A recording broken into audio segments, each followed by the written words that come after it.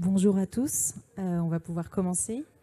Donc, bienvenue à tous pour ce premier atelier sur l'actualité de Solvabilité 2 et notamment donc, la révision 2020 et la taxonomie 2.8 et les enjeux pour les assureurs vie.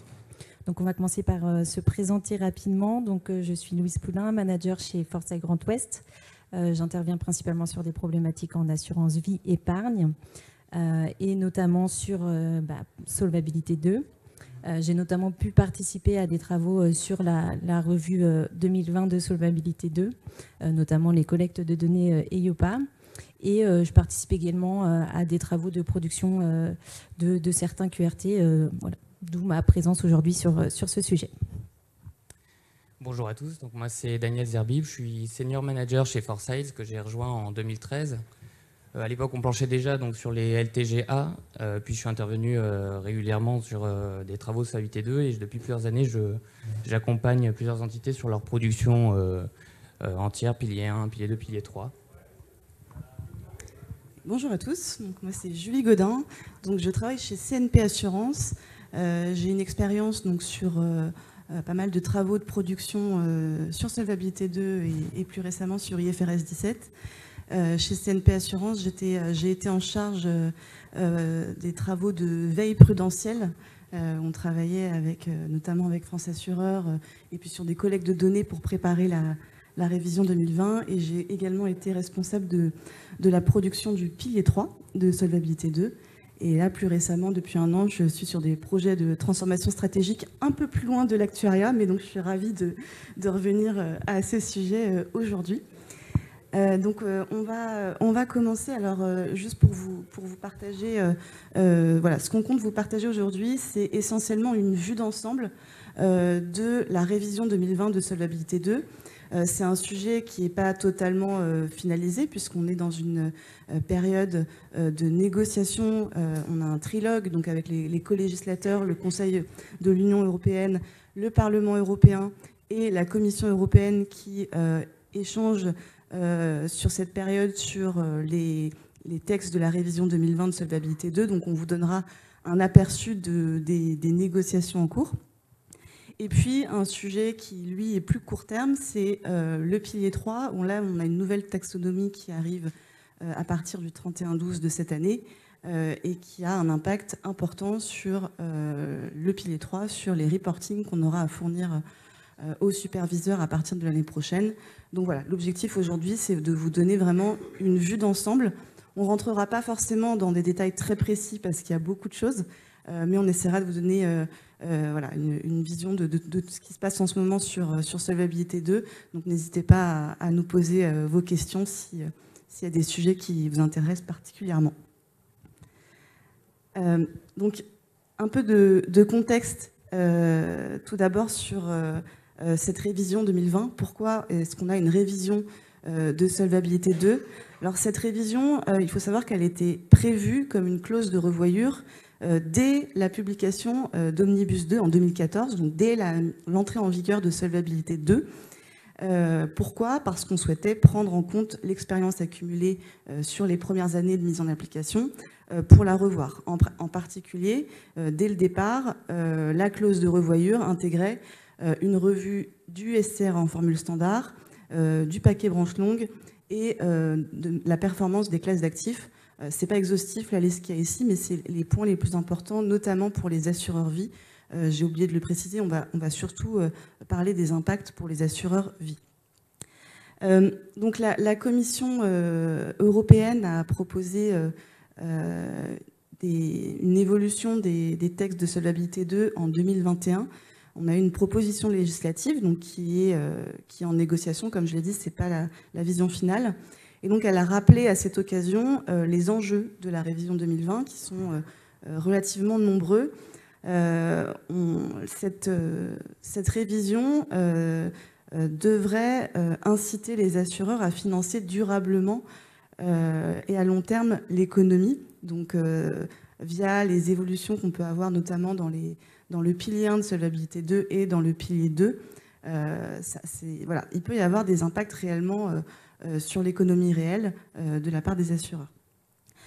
Et ensuite, il y a un certain nombre d'enjeux. Je reviendrai dessus plus en détail après.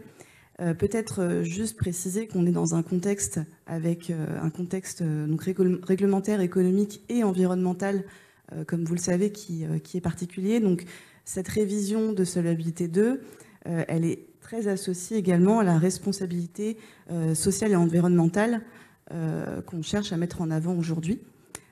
Et donc, dans les textes, vous avez un certain nombre de discussions sur, par exemple, le changement climatique, les questions d'égalité et d'inclusivité, et voilà, et tout un assez nombreux sujets sur, sur la responsabilité sociale et environnementale. Et enfin, on est dans un contexte d'incertitude, voire avec des risques d'inassurabilité de plus en plus prégnants. Alors c'est particulièrement vrai en assurance non-vie. En assurance vie, on peut également être concerné. Donc tout ce contexte économique, réglementaire, environnemental, fait que Solvabilité 2 va évoluer de manière potentiellement significative dans les prochaines années. Donc je laisse la parole à Louise pour le calendrier, justement. Merci. Donc là, on a remis les grandes étapes de la révision 2020 de Solvabilité 2. Donc, comme l'a rappelé Julie, donc il y avait 2 clauses qui étaient prévues initialement dès la mise en application de Solvabilité 2, donc en janvier 2016. Donc 2 clauses étaient prévues. La première a été menée en 2018 et les amendements en fait ont été appliqués à partir de 2019. Et la deuxième, celle qui va nous concerner aujourd'hui, cette revue en fait, elle a été initiée en février 2019 lorsque la Commission européenne a sollicité formellement un avis de l'EIOPA sur la révision de Solvabilité 2. Donc suite à la sollicitation de la Commission européenne, l'EIOPA a mené une consultation publique sur 2019-2020 qui a abouti à la publication d'un avis technique en décembre 2020. Alors cet avis technique, initialement, il était prévu en juin 2020, mais l'EIOPA a souhaité faire une consultation supplémentaire en juillet 2020 pour prendre en compte les effets liés à la crise du Covid. Donc, suite à cet avis de l'EIOPA publié en décembre 2020, on a eu en septembre 2021 une proposition de la Commission européenne qui a enclenché le début des négociations entre donc, les États membres au Conseil de l'Union européenne en novembre 2021. Donc aujourd'hui, on est dans une phase où on a débuté les négociations du trilogue. Donc le trilogue rassemble le Parlement, le Conseil et la Commission européenne. Et donc, on envisage qu'un accord et que la directive soit publiée entre décembre 2023 et avril 2024 pour une entrée en application de la directive qui se ferait entre mi-2025 et mi-2026. Donc, une fois qu'on a vu le calendrier, quels sont les grands changements de doctrine dans cette revue de Solvabilité 2 ? Alors, pour info, donc là, on a une revue de la directive, mais il n'y a pas de remise en cause des principes fondamentaux de Solvabilité 2 qui, dans son ensemble, fonctionnent bien. Là, les grands changements que l'on va constater sur Solvabilité 2, ça va être surtout un élargissement des objectifs. On constate qu'il y a une prise en compte croissante de questions hétérogènes et multiples. Julie l'a abordé tout à l'heure, mais on va avoir de plus en plus la prise en compte de critères ESG, du réchauffement climatique, de l'inclusivité, du financement de l'économie réelle et de transition. On va avoir aussi beaucoup plus d'introduction de questions macro-prudentielles et également des informations des preneurs. Voilà, c'est une liste non exhaustive, mais c'est des éléments qui mettent en avant le fait qu'on est en train d'élargir les objectifs de Solvabilité 2. Ce qu'on constate également avec cette révision de Solvabilité 2, c'est un alignement croissant avec la réglementation bancaire. Voilà, on a de plus en plus de points communs avec une harmonisation en fait avec ce qu'il se fait côté banque. Dans les nouveautés aussi, on constate que la directive est de moins en moins principielle. On a en fait des références explicites à certains risques et à la conjoncture. Et en fait, on a des points réglementaires qui sont parfois assez détaillés dans la directive, ce qui n'était pas forcément le cas en fait dans la version précédente. Et enfin, un point important, c'est le point sur la proportionnalité. En fait, avec cette révision de Solvabilité 2, il va y avoir un relèvement des seuils d'application de Solvabilité 2. Donc, ce qui implique que certains assureurs ne seront plus obligés de répondre à Solvabilité 2. Et au-delà de ça, on va vers un régime prudentiel à 2 vitesses. Alors, qu'est-ce que ça signifie? En fait, dans la version précédente, on avait des seuils d'application qui disaient soit un assureur est soumis à Solvabilité 2 ou ne l'est pas. Et là, aujourd'hui, en fait, on va introduire un deuxième niveau qui est celui en fait, du profil de risque limité, qui va impliquer que soit un assureur n'est pas éligible, donc dans ce cas-là, il ne sera pas soumis à Solvabilité 2, soit il aura un profil de risque limité, et auquel cas, il aura le droit d'effectuer des simplifications, ou soit eh bien, il sera totalement soumis à Solvabilité 2. Merci Louise pour ce panorama. Donc là, ce qu'on a essayé de représenter sur ce slide, c'est les principales mesures envisagées dans le cadre de la révision 2020. On a essayé de les répartir selon les enjeux qu'elles vont engendrer. Donc, pour lire ce graphique, on est en ordonnée sur des enjeux quantitatifs. Donc, plus on est vers le haut, plus on peut s'attendre à des gains de solvabilité. Plus on est vers le bas, le contraire. Et puis en abscisse, pardon, c'est les enjeux plutôt opérationnels. Donc plus on est vers la gauche, plus on peut s'attendre à de la charge supplémentaire, que ce soit dans les calculs, dans le reporting ou voilà, dans des implémentations. Et à droite, donc plutôt de la charge allégée. Alors évidemment, on a positionné les mesures dans chaque zone. Ça peut bien sûr varier selon selon le profil de la compagnie d'assurance vie que l'on considère et selon le contexte économique. Voilà, le but était d'avoir une vision assez synthétique. Et donc, dans le bloc en bas à gauche, par exemple, on va avoir toutes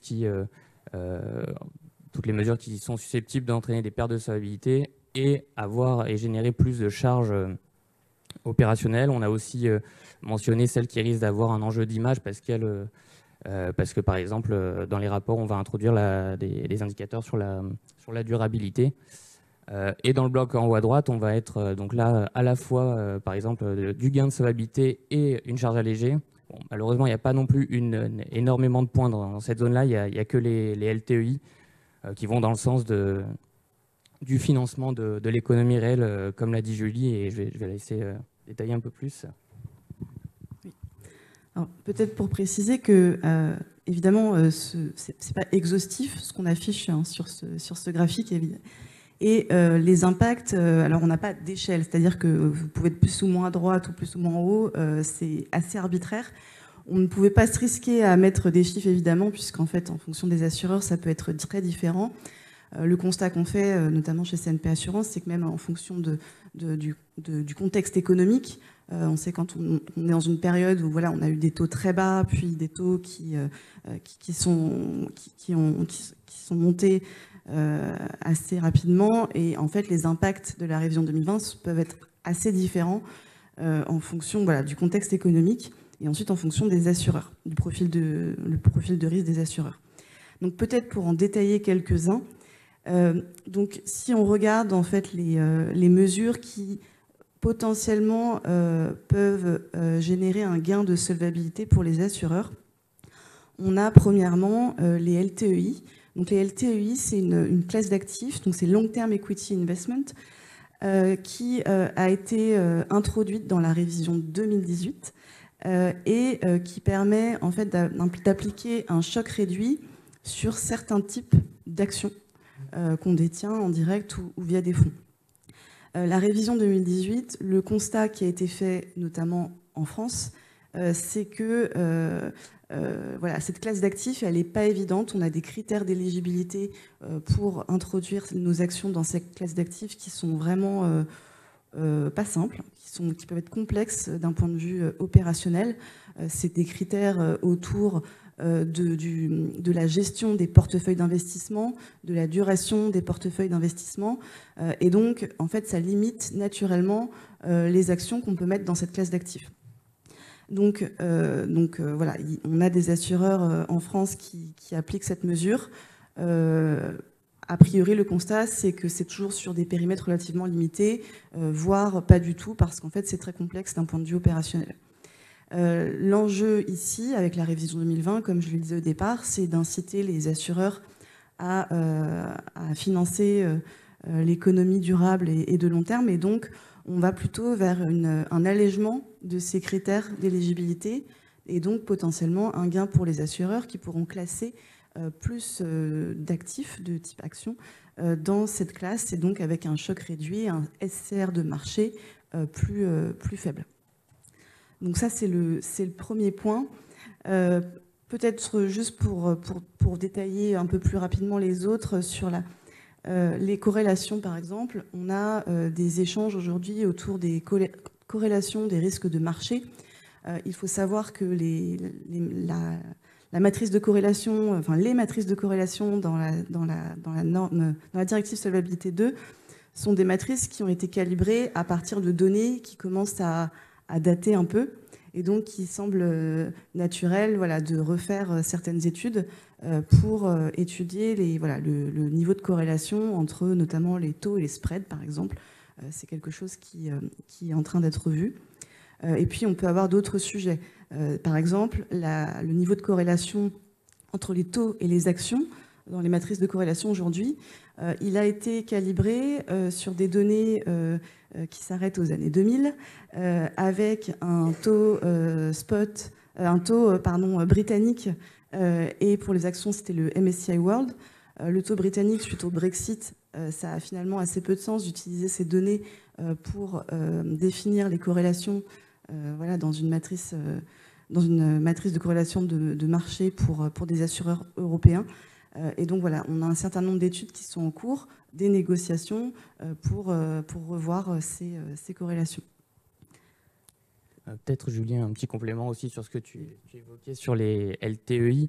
C'est vrai que la formulation actuelle, en tout cas de la réglementation sur les critères d'éligibilité, n'a pas l'air de trop laisser la place. En tout cas, ça ne rentrait pas bien dans le texte pour des assureurs qui auraient une structure avec un actif général.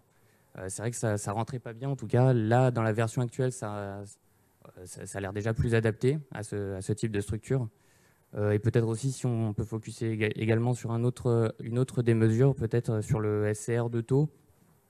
Donc, comme tu l'as dit, Julie, c'est vrai qu'au moment où ça a été calibré, c'était une période très différente. On n'avait pas encore vu de taux négatifs. Donc le SCR de taux ne prévoyait pas de choc sur les taux négatifs. Là, dans le cadre de dans cette révision, les chocs de taux vont changer. En tout cas, tel que c'est prévu actuellement, il y aura plus seulement un choc multiplicatif avec des seuils et des plafonds. Il y aura également un choc additif, ce qui permettra aussi un choc de taux à la baisse notamment. Alors avec la remontée des taux, ça n'a plus forcément autant d'impact que ça pouvait en avoir à l'époque, mais en tout cas, voilà, il y aura un choc de taux, même sur les taux négatifs. Il y aura quand même un plancher à moins 1,25% sur le choc de taux. Donc ça, c'était ce qu'on voulait partager avec vous sur la révision 2020. On va passer au sujet suivant sur la taxonomie, qui est un peu plus court terme, et je vais laisser Julie l'introduire. On reviendra après avec vos questions, si ça vous va, à la fin. Donc simplement, là aussi, pour vous donner une vision d'ensemble sur la taxonomie 2.8. Donc un tout petit peu de contexte. Donc en fait, on parle d'amendements qui sont passés via les Implementing Technical Standards, les ITS, et qui demandent un certain nombre de modifications dans les reporting qu'on transmet, que les assureurs transmettent à leurs contrôleurs. Et donc la taxonomie 2.8 qui entre en vigueur au 31/12/2023 intègre un certain nombre de modifications qui sont plus importantes que les taxonomies de ces dernières années. Il faut savoir qu'on a des changements de taxonomie sur le pilier 3 tous les ans. Mais voilà, je dirais en tout cas les 4 dernières années, on était sur des évolutions, des impacts relativement limités. Et là, on est sur des impacts beaucoup plus importants, que ce soit en termes de contenu, de format, de nombre de reporting à produire. Donc voilà, ça a été publié en mars 2023, cette taxonomie, et elle entre en application au 31/12 avec voilà, une première remise sur la base du T4 2023 qui est attendu pour les assureurs. Donc, en termes concrètement, qu'est-ce qui va changer avec cette taxonomie? Donc, on a de nombreux changements sur à peu près tous les périmètres, les reportings liés à l'actif, au passif, les reportings plus comptables, bilan, cover, et puis les reportings plutôt risque. Donc, on va vous détailler juste après on va dire les impacts principaux. Et on a également aussi une revue des contrôles où globalement le constat, c'est qu'on a de plus en plus de contrôles et une exigence de qualité des données qu'on fournit dans ces reportings de plus en plus importante. Un autre point important, c'est la granularité qui est demandée dans certains de ces reportings, notamment sur les reportings qui décrivent le passif des assureurs. On a une granularité qui a tendance à être plus fine qu'avant, ce qui peut évidemment poser quelques problématiques de complexité opérationnelle, puisque dans les systèmes d'information, il faut avoir l'information des contrats à la bonne maille pour remplir ces nouveaux reportings, ce qui n'est pas forcément évident. Et donc il y a vraiment un sujet potentiellement de disponibilité des données, avec notamment des enjeux fiscaux parfois pour pouvoir voilà, alimenter les reportings à la bonne maille. On a des nouveaux éléments qui sont demandés avec des nouveaux QRT liés à la durabilité. On y reviendra juste après. Un point, en tout cas positif, on constate une convergence des reportings par rapport au reporting du conglomérat financier. Quand vous êtes dans un conglomérat financier, vous êtes soumis à la directive FICOD avec un certain nombre de reportings. Et donc quand vous avez, par exemple, CNP Assurance qui fait partie d'un conglomérat financier, doit transmettre à la banque un certain nombre d'informations. Et là, ce qu'on constate, c'est que les reportings assurance et conglomérat financier commencent à converger sur certains aspects, notamment sur tout ce qui est lié au risque. Et enfin, on voit dans les échanges une possible extension des délais de remise du pilier 3. Alors, c'est plutôt un compromis, puisqu'on risque d'avoir des audits obligatoires, notamment du SFCR, voilà, avec la révision 2020. Et donc, on aura une extension des délais pour permettre cet audit. Quand je dis extension des délais, on parle de 2 semaines, pas 6 mois. Voilà. Donc, je laisse la parole pour détailler les contenus de ces reporting. Merci Julie. Donc là, sur ce slide, ce qu'on a essayé de représenter, c'est les principaux changements induits par la taxonomie 2.8.0. Donc on les a répartis par périmètre, donc actif, passif, comptable et risque. Donc si on commence par le périmètre actif, donc comme l'a dit Julie, on a l'intégration de nouveaux éléments de reporting sur la durabilité. C'est la grande nouveauté. Donc au travers du QRT S0604, qui s'intitule « Risques liés au changement climatique pour les investissements ». Dans ce QRT-là, il y a 2 indicateurs qui vont être à reporter, donc un de KPI, un sur le risque de transition et un sur le risque physique. Donc ces indicateurs-là, à quoi ils correspondent? Dans l'idée, le risque de transition, celui sur le risque de transition, c'est calculer la part des investissements jugés impactés par le risque de changement climatique. Donc là, ce qu'il va falloir faire, c'est classifier les différents secteurs entre à risque, pas à risque, et en fait calculer le ratio d'investissements qui sont exposés au risque. Et cette correspondance doit être cohérente avec le code NAS, qui est la classification de secteurs telle qu'elle est reportée déjà dans le S0602. Après, il y a toute une méthodologie à construire pour savoir comment juger qu'un secteur est exposé ou pas au risque lié au changement climatique. Il n'y a pas vraiment de méthodologie qui est définie. On pourrait tout à fait, en tout cas en première approche, par exemple, s'appuyer sur la classification qu'a effectuée la CPR dans le cadre de ces stress tests climatiques tout récemment. Voilà, mais en tout cas, il n'y a pas de directive là-dessus, donc ça reste libre. Sur le risque physique, là, l'idée, c'est de calculer la part des investissements qui sont exposés donc, au risque physique, donc typiquement des investissements immobiliers qui seraient dans des zones à risque, ou même des entreprises qui auraient leur chaîne de valeur fortement impactée par exemple parce qu'elles ont une usine,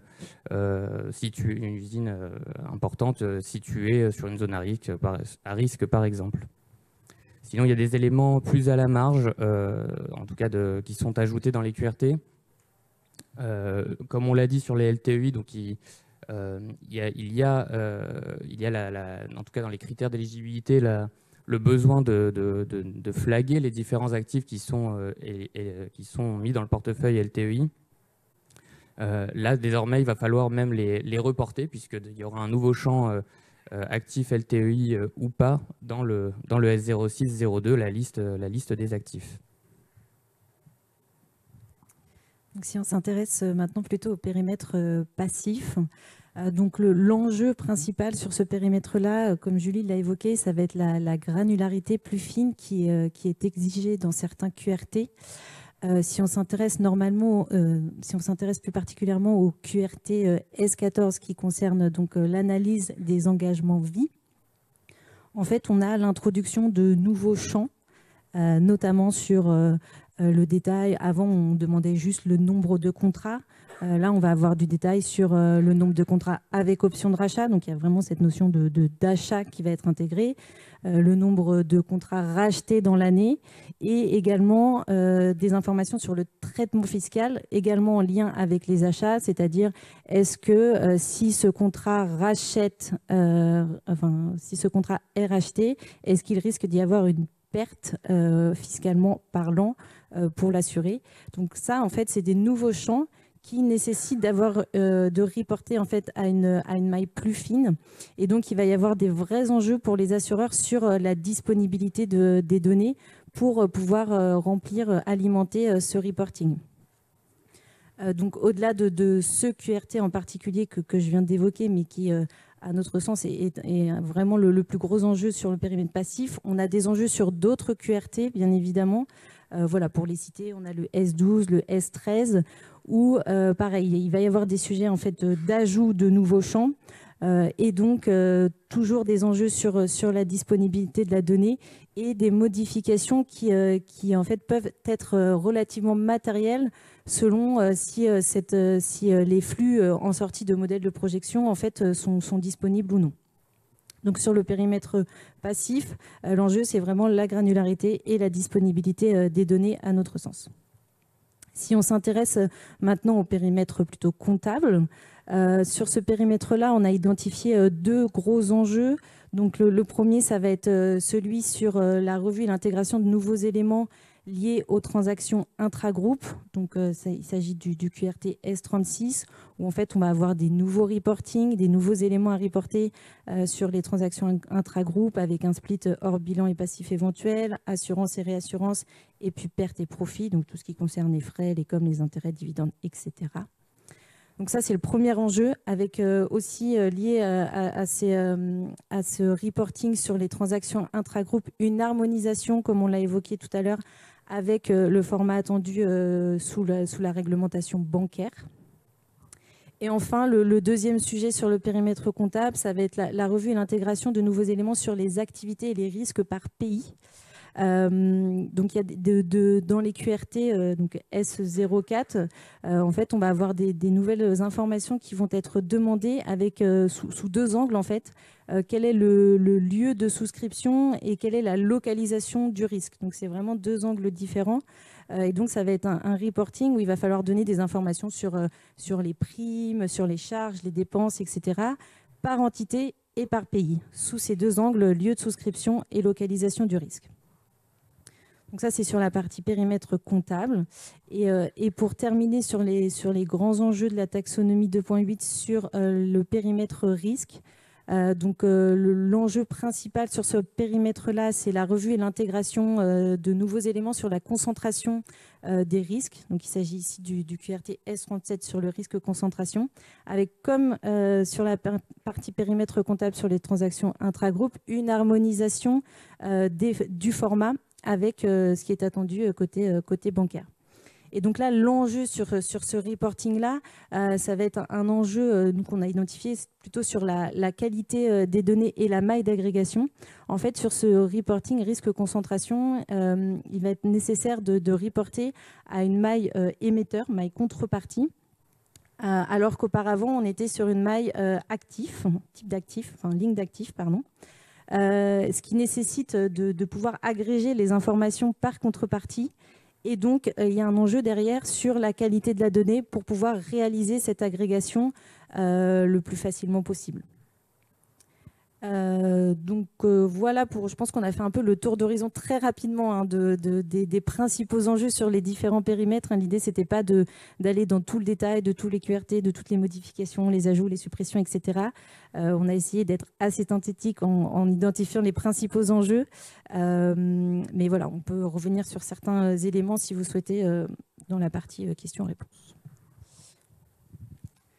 Et alors, je vais aller assez vite sur cette partie. Je vous le disais tout à l'heure, hein, les contrôles se renforcent dans les reportings qui seront demandés à partir de l'année prochaine. Pour vous donner quelques chiffres, donc, vous avez en fait la liste des contrôles qui est donnée notamment par les IOPA associés enfin, les contrôles par défaut qu'ils font sur les QRT. On en avait à peu près 1500, on en a à peu près 1500 aujourd'hui sur la taxonomie 2.7. Si vous regardez leur fichier, on passe à 5600 à partir du 1er janvier. Donc ça fait un peu peur. Après, quand on regarde dans le détail, c'est surtout des contrôles qui existaient déjà, qui sont dupliqués.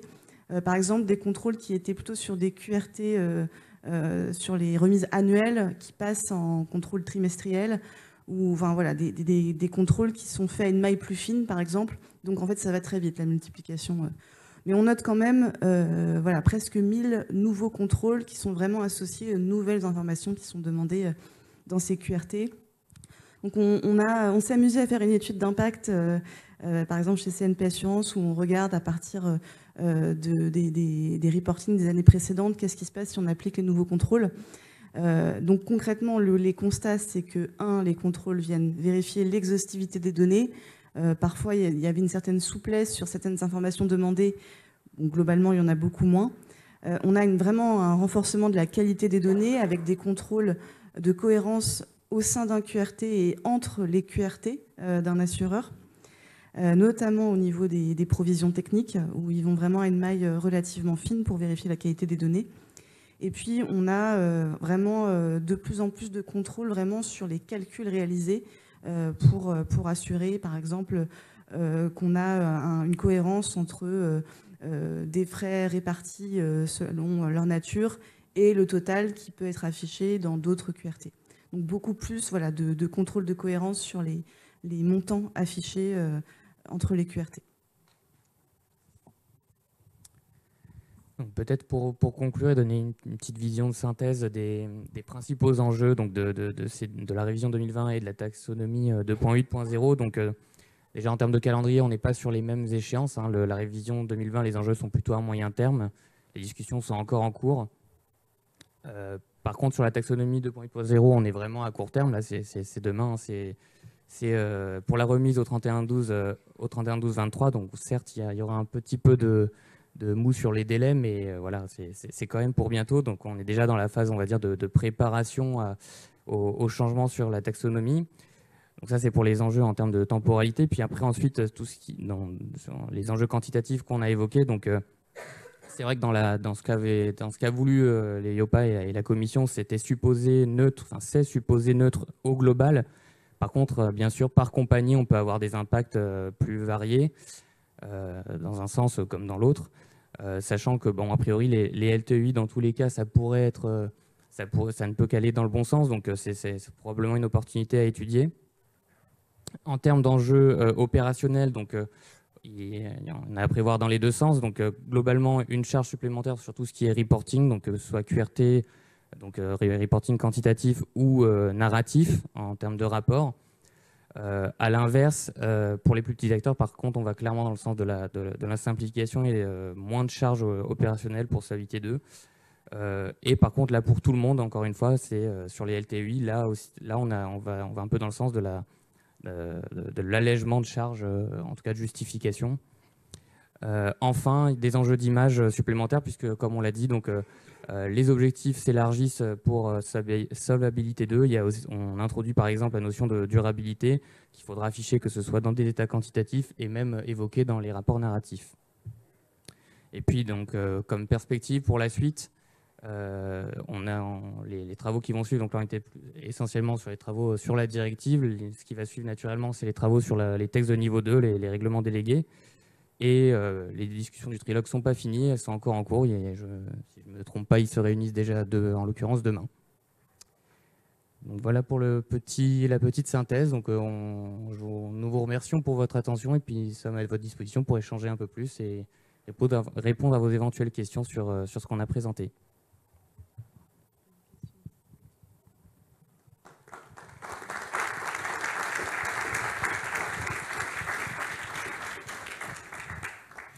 Oui, j'avais juste une question par rapport à la revue des corrélations. Vous indiquiez que c'était ça allait plutôt vers un allègement sur les aspects quantitatifs de la solvabilité. Pourquoi qu'est-ce qui vous fait dire que ça ira dans ce sens-là nécessairement ? Parce que, par exemple, il revoit la corrélation taux-spread, et donc on va plutôt dans une optique de diminution des corrélations. Augmentation de la diversification. Tout à fait, exactement. Donc, mais encore une fois, c'est en discussion, donc voilà.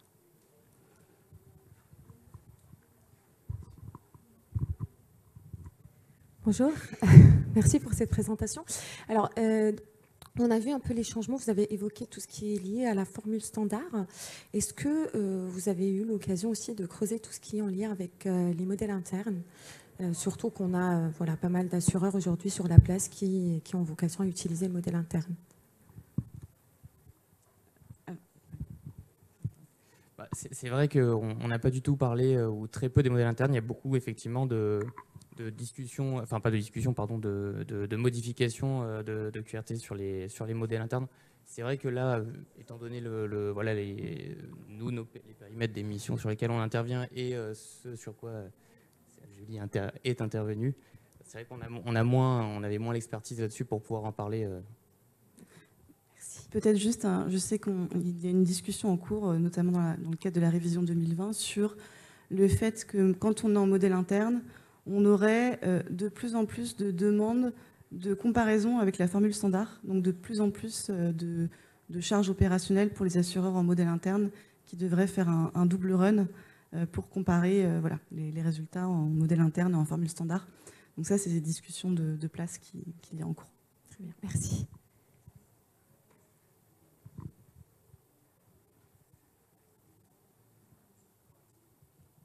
Question ici.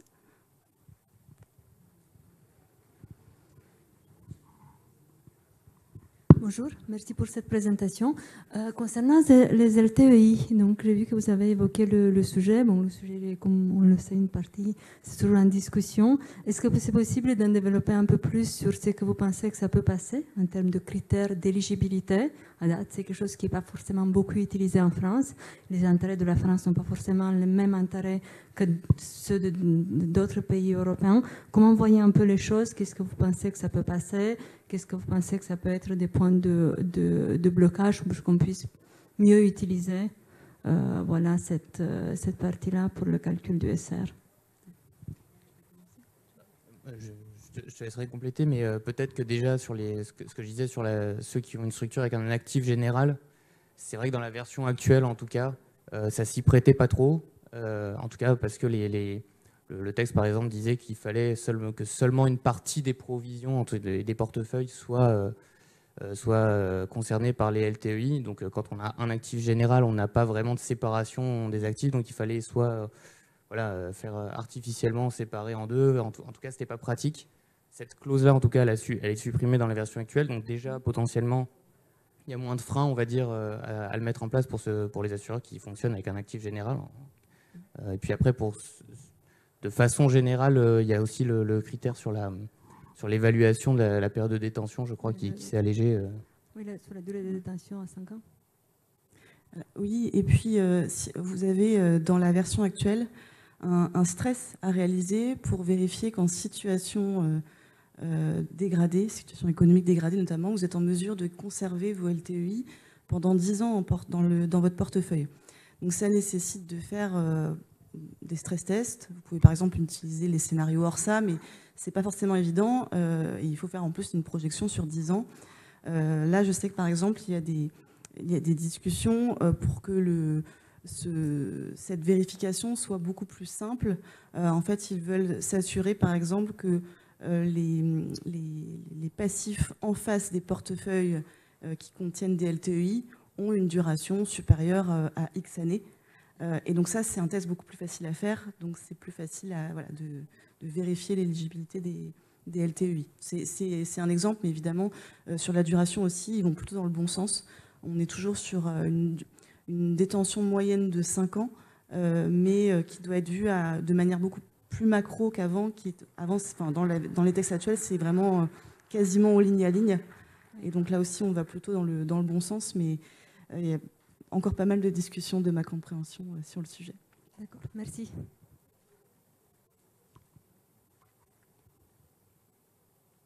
D'autres questions? Non. On vous propose de s'arrêter là, 10h18, on a dépassé de 3 minutes, c'est bon. Merci à tous.